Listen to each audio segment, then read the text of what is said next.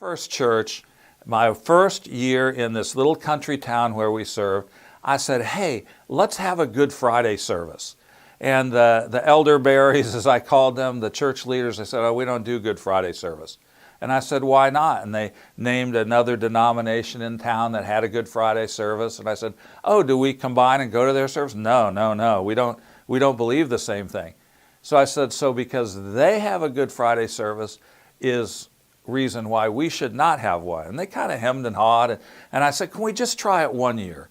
If it doesn't work, then we won't have it anymore. And they reluctantly agreed.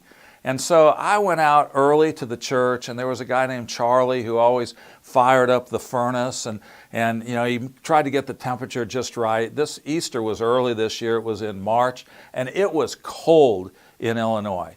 And I removed all signs of life out of our auditorium, all the plants, everything. And after Charlie left, I turned the thermostat way down. People showed up that evening. They were cold. They were complaining. They're like, what is this, a tomb? And I just kind of silently smiled because that's exactly the atmosphere I was trying to create. And there was no sermon that night. We sang hymns about the crucifixion of Jesus. We interspersed that with different people reading Scripture. And at the end of that service, I simply said, what a tragic way for a great man to die. It's just heartbreaking, isn't it? And I closed my Bible, and I walked out the center aisle, and I turned right, and I went, and I got in my office, and I just sat there. I'm sure people expected me to make a U-turn and come in and go, but he didn't stay dead. He was raised from the dead. But that doesn't happen until Sunday morning. That's what we celebrate on Easter. Eventually I heard murmuring, and I heard people begin to get up, and I heard the door open. I heard a few cars start. And then here came the three elders. They knocked on my door. They came in the office. They sat down, and they just kind of sat there looking at me.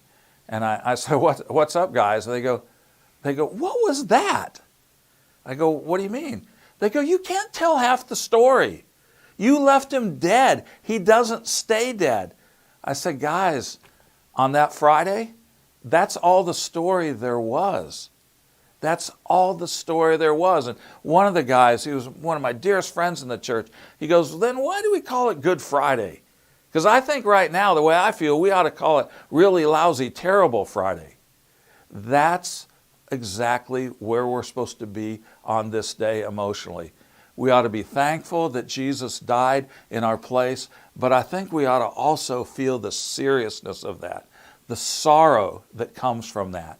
And I would invite you to read John chapters 18 and chapter 19. Jesus, remember, he said, let's leave the upper room and let's go. And he continues teaching along the way. But eventually he is betrayed, and then he's put on trial, 6 different trials, 3 by religious authorities, 3 by civil authorities. Rome is where we get our concept of justice and due process. All that was set aside. These trials were a mockery of justice. And eventually Jesus is tortured. He's beaten. A crown of thorns is put on his head. And ultimately he's put on a Roman cross, the worst form of capital punishment I think the world has ever created.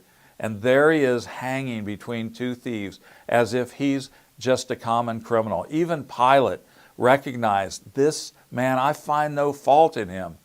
But the people, especially stirred up by the religious leaders, said, no, we want him put to death.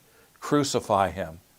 And there on the cross, after suffering for hours, we finally get to the point in time when the end has finally come. We read about this all in chapters 18 and 19.